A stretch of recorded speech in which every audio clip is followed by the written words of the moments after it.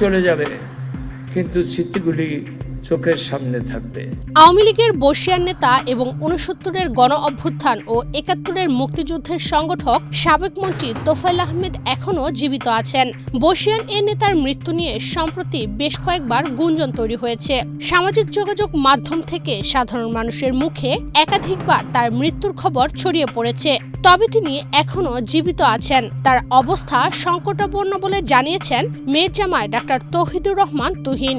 সন্ধ্যার সময় একটু খারাপ হয়ে গিয়েছিল, ওনার প্রেশার পালস কমে গিয়েছিল, তো এখন আবার মানে হার্ট এখনো সক্রিয় আছে, ঠিক আছে, ওরকম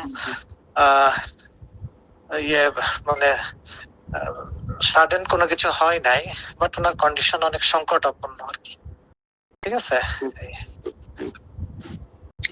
কোনো কিছু ডিক্লেয়ার করা হয়নি এখনো, because his heart is still working, beating, এই আর কি। হ্যাঁ, তো ওইগুলা মানুষজন যেগুলো দিচ্ছে না জেনে দিচ্ছে, বাট যে কোনো মুহূর্তে অনেক খারাপ হয়ে যেতে পারে। আল্লাহ পাক যতক্ষণ রেখেছেন ততক্ষণই তো একটা মানুষের হাত থাকে আর কি। ৪ অক্টোবর শনিবার বিগত কয়েকদিনের মতো আবারও সাবেক এই সংসদ সদস্যের মৃত্যুর গুঞ্জন সামাজিক যোগাযোগ মাধ্যমে ছড়িয়ে পড়ে।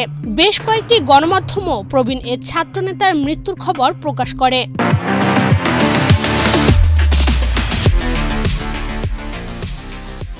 এরপরই এ নিয়ে বেশ আলোচনা শুরু হয়। যদিও তার মেয়ের জামাইয়ের সঙ্গে কথা বলে জানা যায় তার অবস্থা সংকটাপন্ন, লাইফ সাপোর্টে আছেন। তার শারীরিক অবস্থার অবনতি হয়েছে।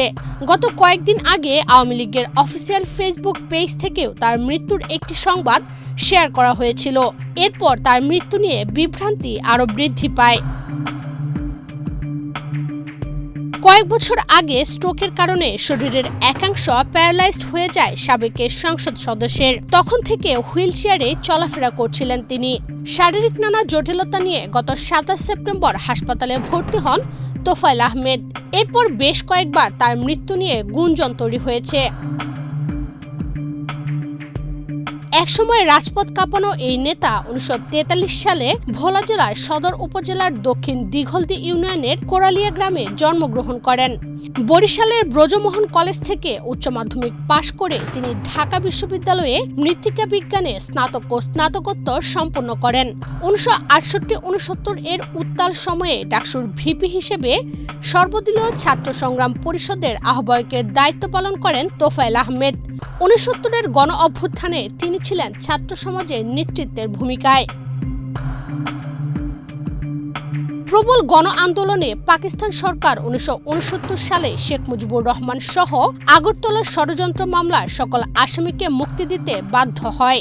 ওই বছর ২৩ ফেব্রুয়ারি কেন্দ্রীয় ছাত্র সংগ্রাম পরিষদ ঢাকার রেসকোর্স ময়দানে এক জনসভার আয়োজন করেন। সেই সমাবেশে শেখ মুজিবকে বঙ্গবন্ধু উপাধিতে ভূষিত করেন তোফায়েল আহমেদ। ১৯৭০-এর নির্বাচনে আওয়ামী লীগের মনোনয়ন নিয়ে জাতীয় পরিষদের নির্বাচনে অংশগ্রহণ করে বিজয়ী হন তোফায়েল আহমেদ। ১৯৭১ সালের মুক্তিযুদ্ধে তিনি ছিলেন মুজিব বাহিনীর অঞ্চলভিত্তিক দায়িত্বপ্রাপ্ত ৪ প্রধানের একজন। স্বাধীন বাংলাদেশে ৯ বার জাতীয় সংসদের সদস্য নির্বাচিত হয়েছেন তোফায়েল আহমেদ। সর্বশেষ তিনি ভোলা ১ আসনের এমপি ছিলেন। দীর্ঘদিন আওয়ামী লীগের সাংগঠনিক সম্পাদকের দায়িত্ব পালন করে পরে সভাপতি মণ্ডলীর সদস্য হন তোফায়েল আহমেদ। বর্তমানে তিনি দলের উপদেষ্টা পরিষদের একজন সদস্য।